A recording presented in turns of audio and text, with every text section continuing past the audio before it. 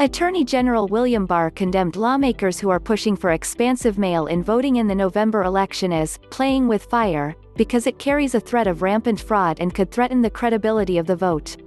This is playing with fire. We're a very closely divided country here.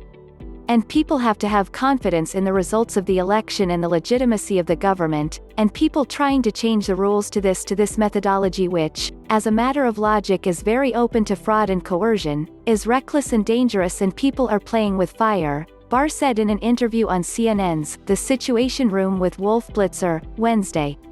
Barr pointed to a bipartisan committee led by former President Carter and former Secretary of State James Baker in 2009 that the Attorney General said concluded that mail-in voting is fraught with the risk of fraud and coercion. The only time the narrative changed is after this administration came in, Barr said. But elections that have been held with mail have found substantial fraud and coercion. For example, we indicted someone in Texas, 700 ballots collected from people who could vote.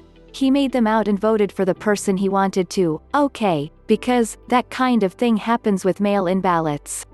Blitzer noted while there have been individual cases, there have been no widespread accounts of fraud. We haven't had the kind of widespread use of mailing ballots as being proposed. We've had absentee ballots from people who request them from a specific address. Now what we're talking about is mailing them to everyone on the voter list when everyone knows those voter lists are inaccurate, Barr responded. The CNN host also brought up voters' fears of going to polling places this November during the coronavirus pandemic, which has killed more than 185,000 Americans, as one of the main reasons for proposing extensive mail-in voting efforts. The appropriate way to deal with that is, 1. Arrangements at the polls that protect people, which can be done.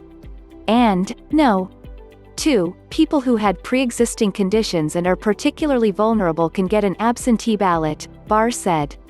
I voted by absentee ballot, not by mail. I actually went to the office to cast my vote but absentee ballots are fine. Quote.